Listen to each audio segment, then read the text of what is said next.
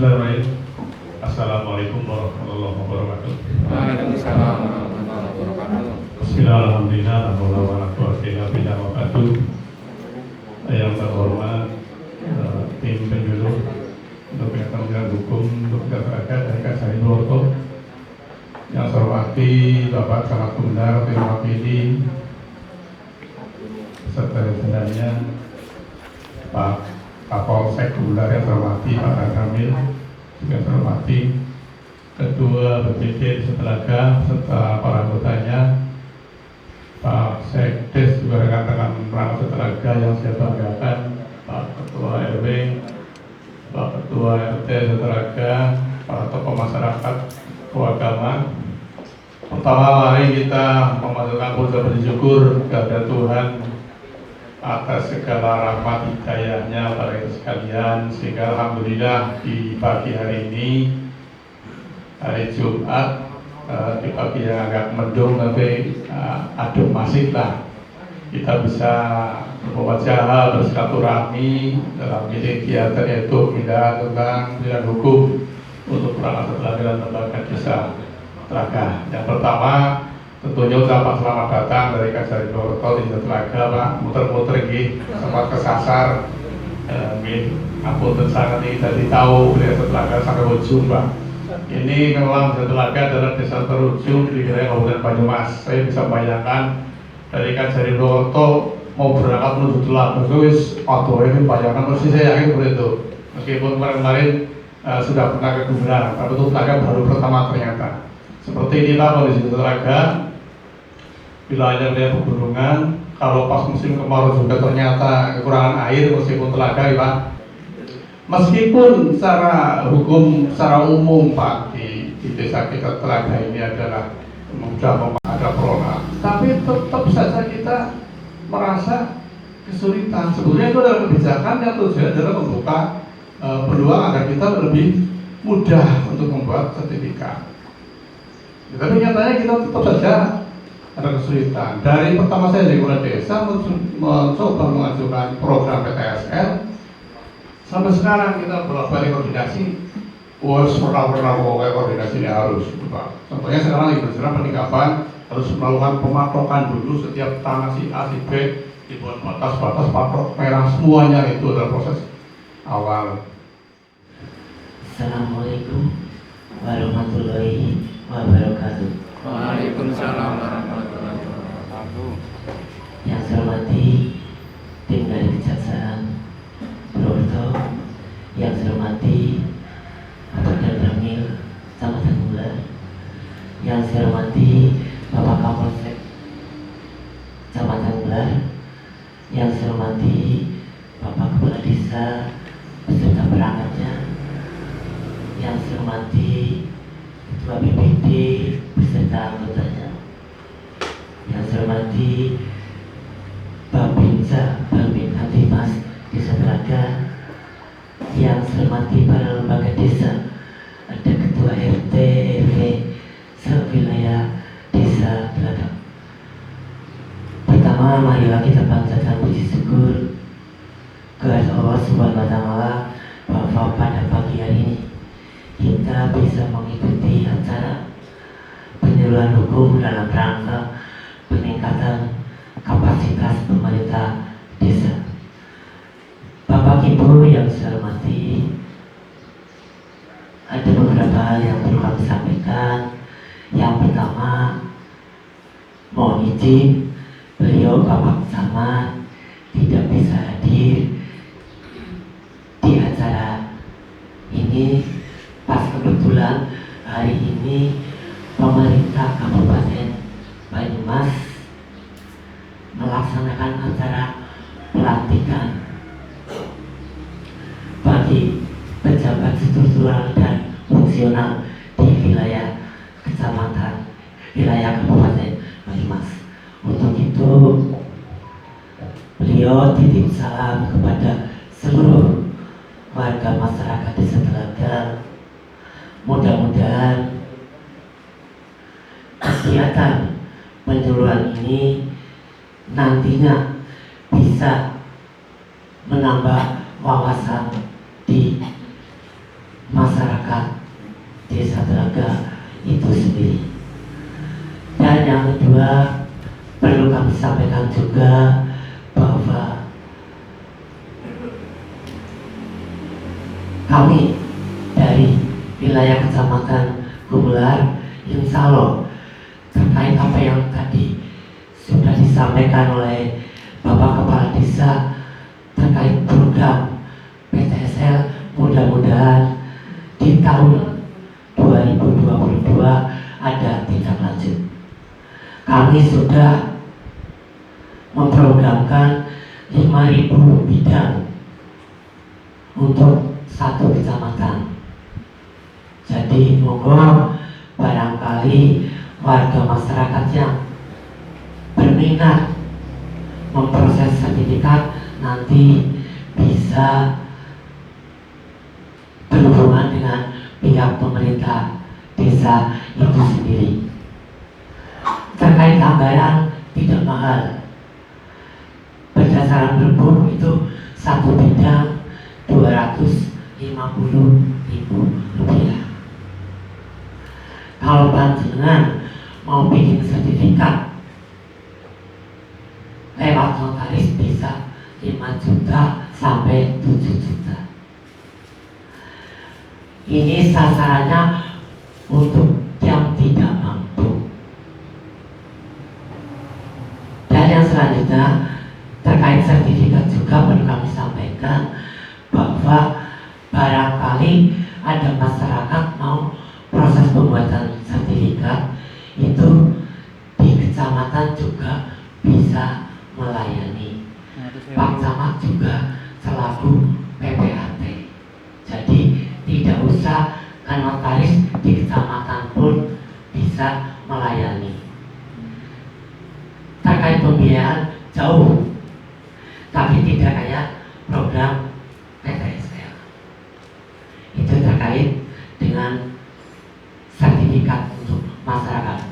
Dan yang selanjutnya terkait dengan kegiatan pada pagi hari ini, nanti beliau-beliau dari tim Kejaksaan Negeri Purwokerto akan menyampaikan materi-materi terkait dengan permasalahan yang ada terkait dengan pertanahan.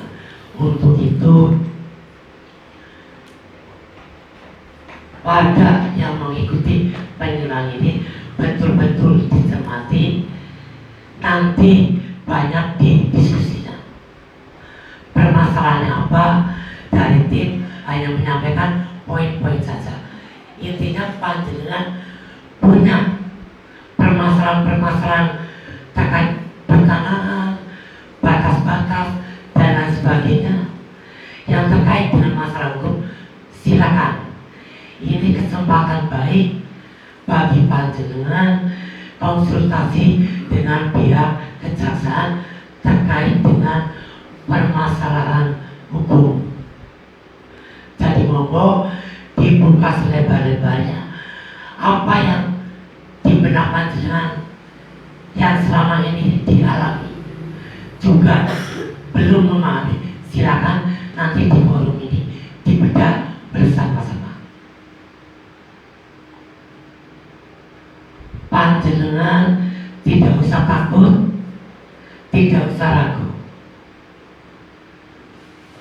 Pak Jaksa kalau posisi di sini sama dengan kami, tapi kalau di persidangan bajunya sudah beda, itu lain lagi.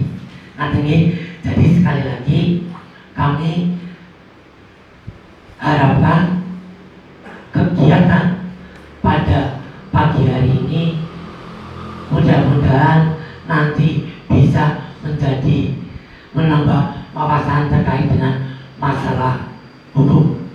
Saya kira itu yang bisa saya sampaikan. Kurang lebihnya mohon maaf. Wabillahi taufiq wal hidayah.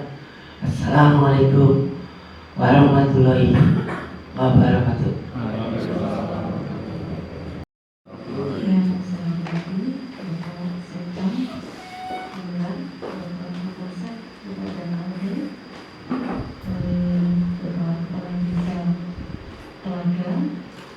Dan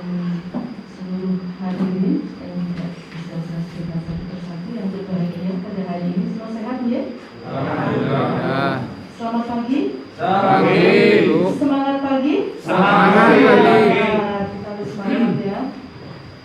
Kita tetap walaupun ini COVID itu sudah melandai, kita tetap terapkan protokol kesehatan ya. Mungkin sebentar lagi tanggal 24 juga akan ada PPKM lagi. Jadi sebelumnya kita mengingatkan kita saling menjaga protokol kesehatan. Baiklah, tadi sudah diperkenalkan dan kami datang di sini sebagai sahabat Bapak Ibu sekalian ya. Bukan semata-mata kami datang hanya ingin menyuapi saja, tetapi mari kita sama-sama membedah permasalahan-permasalahan yang ada di sekitar kita di desa Telaga khususnya ya. Kemudian kalau kita bicara soal tanah, memang ini kompleks sekali Pak Kapolsek Pak Kades, kompleks sekali karena ketahui bersama bahwa yang namanya tanah ini sudah menjadi kebutuhan pokok di samping sandang, pangan, papan, ya kan? Bagaimana kita mau menjaga papan kalau tidak ada tanah sebagai tempat? Nah, kemudian dalam masalah tanah ini banyak sekali permasalahan-permasalahan yang dihadapi oleh masyarakat. Kenapa? Tentunya pertanyaannya seperti itu, ya kan? Ya, tanah ini yang ada di Indonesia ya, kita bicara di negara kita saja ya. Tanah ini kan tidak bertambah, jumlahnya tetap ya.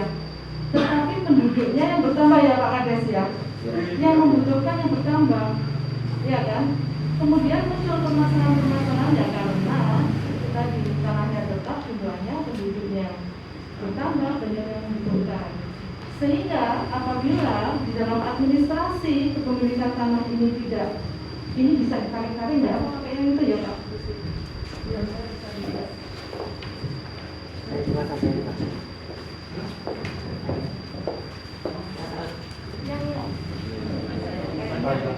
Agak tertarik itu dapatnya. Ano, wireless ya kamera di. Mbak, tanyakan yang awal. Kita, nanti ya. Kita sama aja di sini. Jadi tadi ya. Repot ini kayaknya betul. Nah, untuk mengenai masalah tanah, mendengarkan saja, tidak usah membaca, nggak apa-apa. Kalau memang itu nggak bisa slide-nya. Problemanya ini adanya sebuah permasalahan banyaknya yang menggunakan tanah, tapi tanah itu jumlahnya tetap ya. Nah, kemudian faktor-faktor apa saja? Kapan itu permasalahan tanah itu muncul?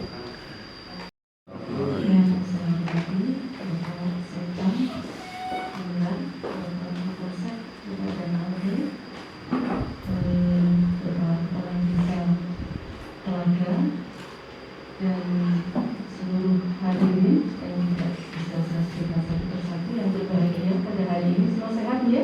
Alhamdulillah. Selamat pagi. Pagi, Bu. Semangat pagi. Semangat pagi. Kita harus semangat ya. Kita tetap walaupun ini COVID itu sudah melandai, kita tetap terapkan protokol kesehatan ya. Mungkin sebentar lagi tanggal 24 juga akan ada PPKM lagi. Jadi sebelumnya kita mengingatkan kita saling menjaga protokol kesehatan. Baiklah, tadi sudah diperkenalkan dan kami datang di sini sebagai sahabat Bapak Ibu sekalian ya. Bukan semata-mata kami datang hanya ingin menyuapi saja, tetapi mari kita sama-sama membedah permasalahan-permasalahan yang ada di sekitar kita di desa Telaga khususnya ya. Kemudian kalau kita bicara soal tanah, memang ini kompleks sekali Pak Kapolsek Pak Kades, kompleks sekali karena ketahui bersama bahwa yang namanya tanah ini sudah menjadi kebutuhan pokok di samping sandang, pangan, papan, ya kan? Bagaimana kita mau menjaga papan kalau tidak ada tanah sebagai tempat? Nah, kemudian dalam masalah tanah ini banyak sekali permasalahan-permasalahan yang dihadapi oleh masyarakat. Kenapa? Tentunya pertanyaannya seperti itu, ya kan? Ya, tanah ini yang ada di Indonesia ya, kita bicara di negara kita saja ya. jumlahnya tetap ya, tetapi penduduknya yang bertambah ya Pak Kades ya, yang membutuhkan yang bertambah, ya kan? Kemudian muncul permasalahan-permasalahan ya karena itu tadi tanahnya tetap, jumlahnya penduduknya bertambah, banyak yang membutuhkan. Sehingga apabila di dalam administrasi kepemilikan tanah ini tidak, ini bisa ditarik-tarik nggak? Apa pakai yang itu ya Pak? Ya, saya bisa dibahas. Terima kasih Pak.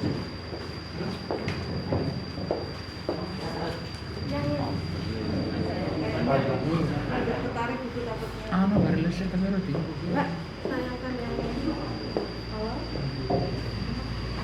Kita, nanti ya. Kita sama aja di sini. Jadi, tadi ya. Repot intinya gitu. Nah, untuk mengenai masalah tanah, mendengarkan saja, tidak usah membaca, nggak apa-apa kalau memang itu nggak bisa slide-nya. Problemanya ini adanya sebuah permasalahan banyaknya yang menggunakan tanah, tapi tanah itu jumlahnya tetap ya.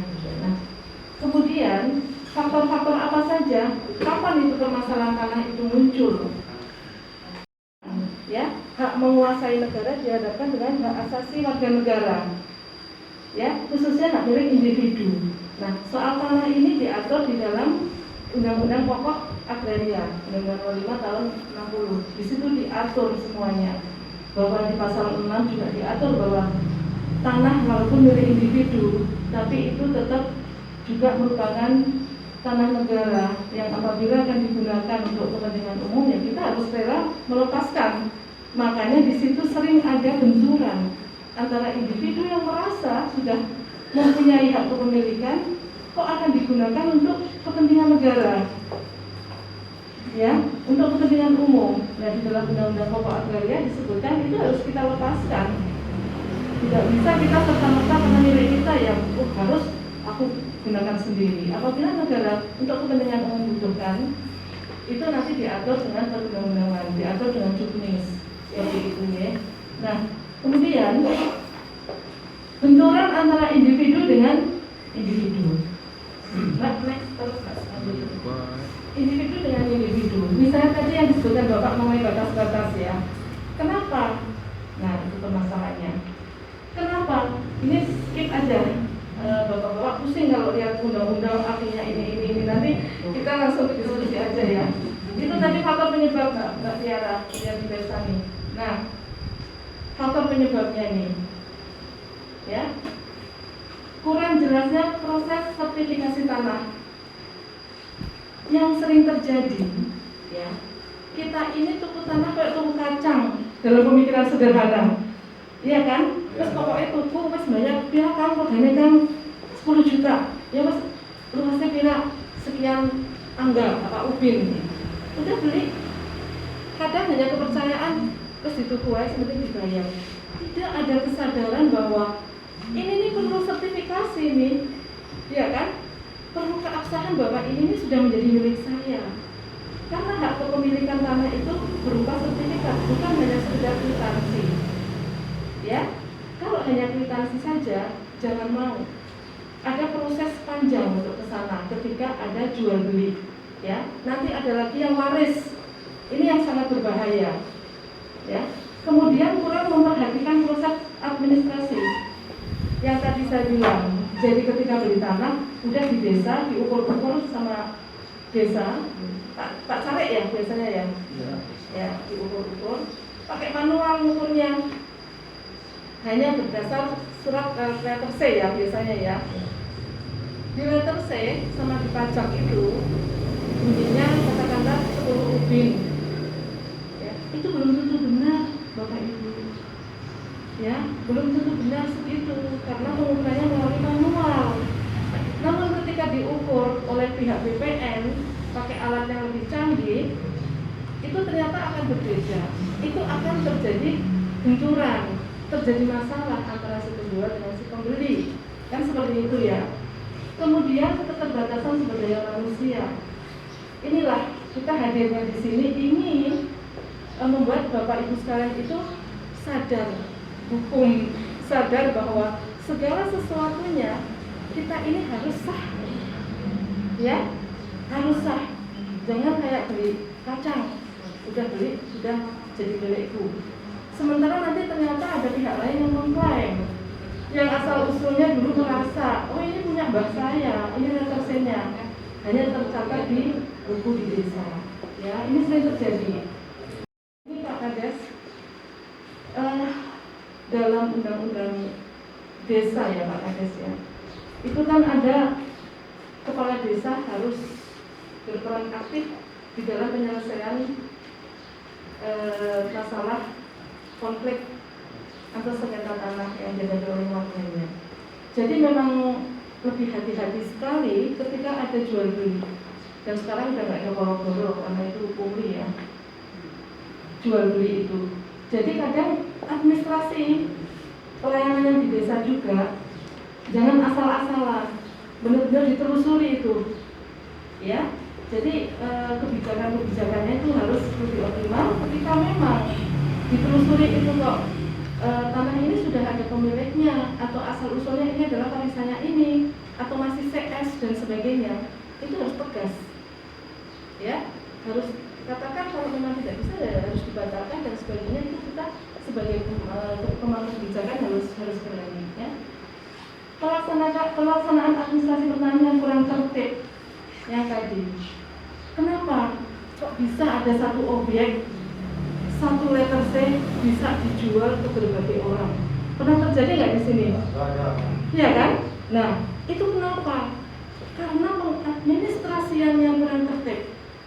Mohon Pak Kades, Pak Sekdes semua ya, mungkin untuk lebih mulai sekarang lebih waspada, hati-hati lagi karena permasalahan tanah ini bahaya sekali loh, bisa merambah ke dunia tindak pidana kriminal, bacok-bacokan lah, ya kan, pengrusakannya, bahkan bunuh-bunuhan hanya karena masalah tanah, seperti itu ya. Kemudian saya akan sampaikan juga kasus tanah apa sih? Sering dengar, ini ada kasus tanah, kasus tanah. Kasus tanah itu apa sih? Kasus tanah itu adalah sengketa atau konflik atau perkara tanah ya, yang disampaikan kepada Kementerian Agraria Tata Ruang atau BPN untuk dimintakan penyelesaian ya, mendapatkan penyelesaian atas permasalahan tersebut. Itu namanya kasus tanah. Nah, lanjut Nak. Kemudian dasar hukumnya untuk penyelesaian itu apa dasar hukumnya? Ada ya dasar hukumnya yaitu Peraturan Menteri APR atau BPN nomor 2120. Itu di situ diatur semua. Bagaimana caranya, sistematikanya, ya prosedurnya untuk menyelesaikan permasalahan sengketa tanah. Di situ diatur semua peraturan menteri itu, ya. Tapi ini tidak perlu dipahami banget oleh Bapak Ibu sekalian. Saya sama Pak Agus Fikri juga nggak hafal pasal-pasalnya apa. Yang inti poinnya itu menyebutkan masalah tanah itu ada tingkatannya juga, ya. Ada sedang, ada ringan, ada berat. Yang mana yang harus ditangani oleh kementerian, yang mana oleh Kamil, yang mana oleh Badan Pertanahan, ya. Lanjut Mbak. Kemudian tadi saya jelaskan kasus tanah itu ada 3 atau dengan lembaga yang tertentu yang tidak berdampak luas, hanya sekupnya mungkin kecil saja, ya. Kemudian untuk konflik, ini sudah konflik sama permasalahannya, ya. Ada perselisihan soal tanah, objek satu diperebutkan oleh beberapa orang, tapi cenderung berpotensi berdampak luas, ya, berdampak luas, gontok-gontokan, akhirnya nyawel kanan kiri, akhirnya ada politik, ekonomi, sosialnya kena dampak semua di situ, ya. Sekarang kalau perkara tanah apa? Perselisihan yang penanganannya sudah sampai ke proses peradilan, ya. Peradilan itu bisa peradilan perdata, agama, bisa PT UN, ya. Bahkan bisa ada sangkut pautnya dengan pidana, ya. Jadi harus dimengerti, jangan kita seenaknya bahwa ini ada sengketa, main hakim sendiri, diselesaikan sendiri, dilakoni padu-padu, jangan sampai lah ya. Saya yakin masyarakat di sini semua sudah arif bijaksana semua, karena ada jalurnya. Kita menempuh jalur-jalur tertentu yang sudah diatur oleh undang-undang. Jadi di sini kami hadir pun akan memberitahukan bahwa bolehnya apa aja sih Bu, Pak, kayak gitu kan. Ya, nanti akan kita jelaskan lanjut, Mbak. Ada 3 macam sengketa yang masalahnya berat, ringan, sedang. Ya, yang berat yang seperti apa? Ini yang akan menimbulkan gejolak tadi saya bilang. Penanganannya seperti apa? Ya, penanganannya kan ada 3 jalur. Ya, jalur hukum, boleh non hukum, boleh langsung ke BPN, Kementerian ATR. Ya. Nah, kemudian kalau jalur hukum itu diupayakan itu sebagai sarana terakhir. Kalau bisa Pak Kades, setiap ada problema sengketa itu, kalau bisa diselesaikan di dalam rumah kita sendiri, jangan pakai jalur-jalur peradilan dulu, ya, seperti itu. Karena apa? Saya yakin masyarakat pun akan berpikir panjang dengan jalur peradilan itu, kecuali biayanya besar, juga memakan waktu yang lama, ya, menyita pikiran, tenaga, dan sebagainya.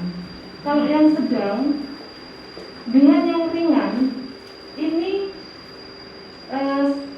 kalau bukan kan nanti kalau dilaporkan ya ada jalurnya kan ke BPL, ke Kementerian, ke BPN atau ke Kanwil BPN.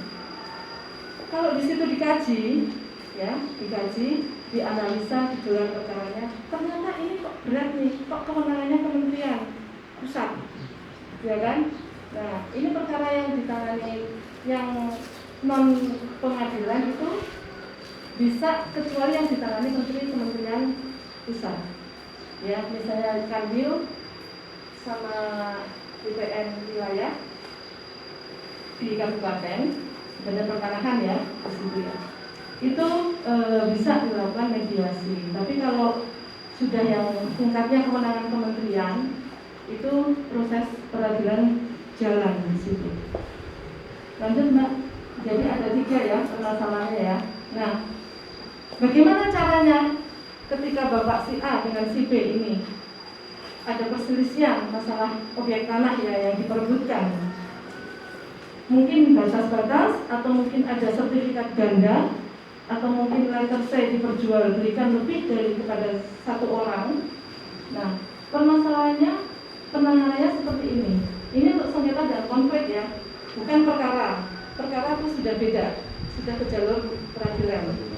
Oke, pengaduan dulu. Bagaimana cara pengaduannya? Ada 3 macam. Tertulis ke alamat kementerian, menyertakan data-data dan kronologisnya, identitas pengadu, ya. Yang kedua, melalui datang langsung ke loket. Kalau di sini mungkin ke Badan Pertanahan Kabupaten, datang ke loket, secara lisan, nanti di sana suruh ngisi formulir. Ya. Yang ketiga melalui daring, online, bisa ya. Jadi ada namanya. Kemudian setelah data masuk, ada pengkajian. Ini kasus atau bukan?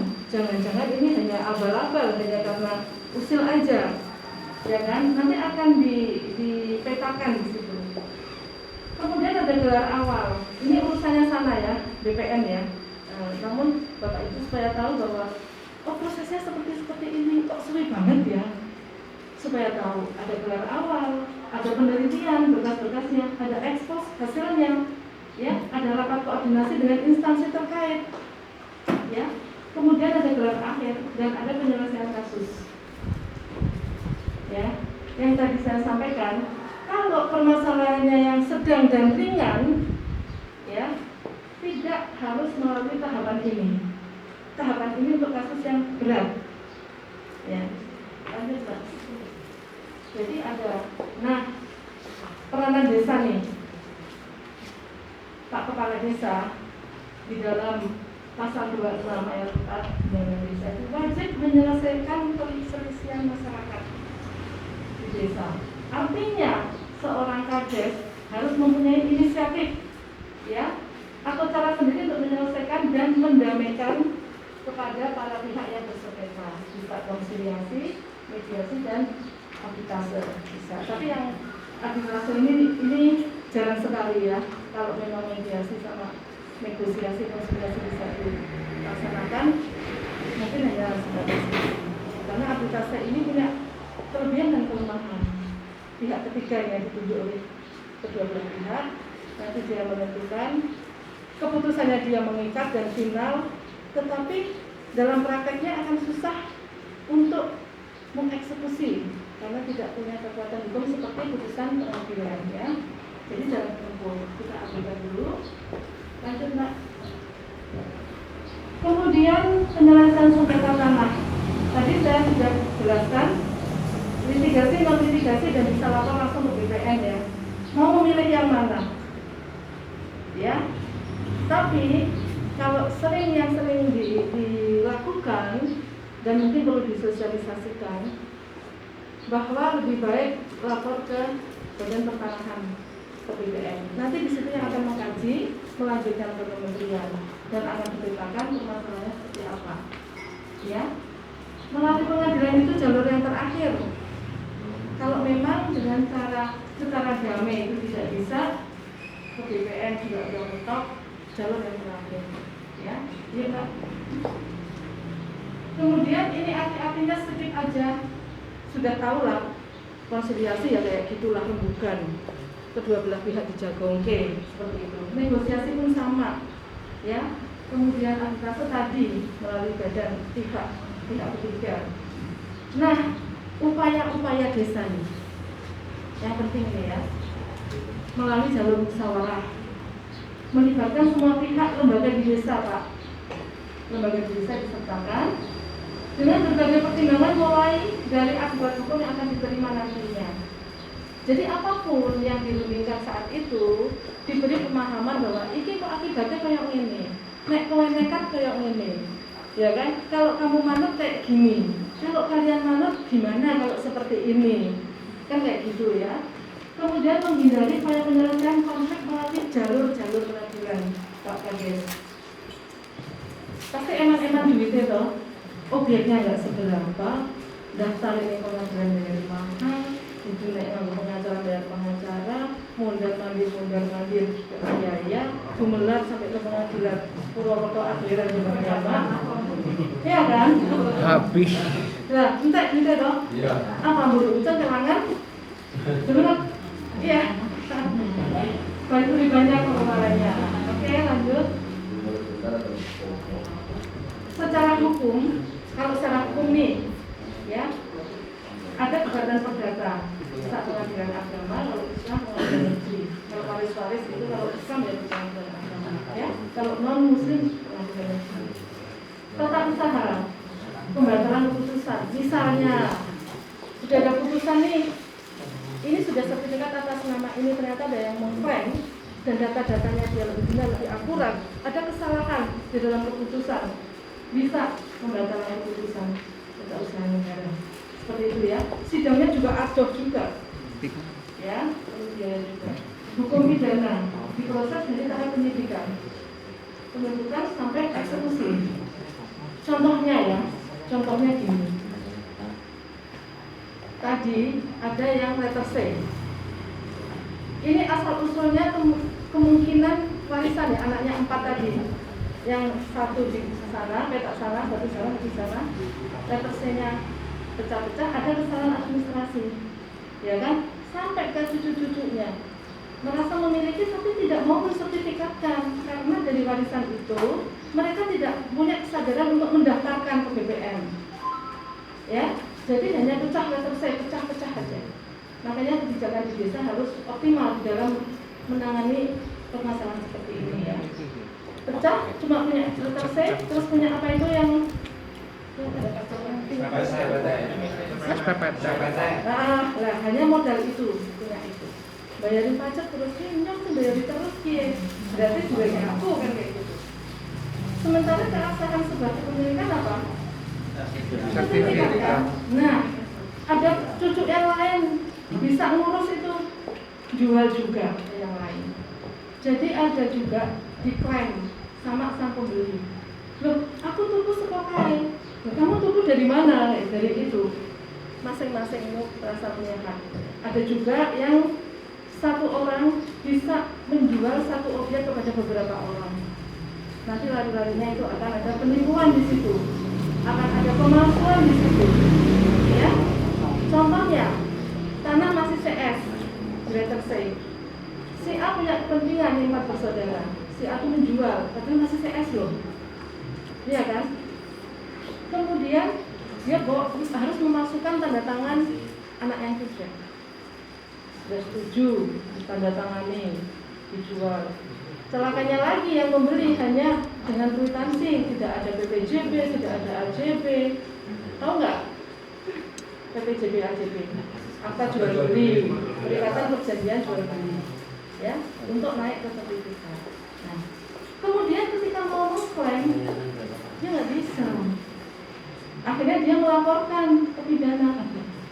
Aku ditipu tuh sama si A, atau aku nggak ngerti karena ternyata ini tanda tangannya palsu, dilaporkannya lah pemalsuannya. Ini kalau pidana ya.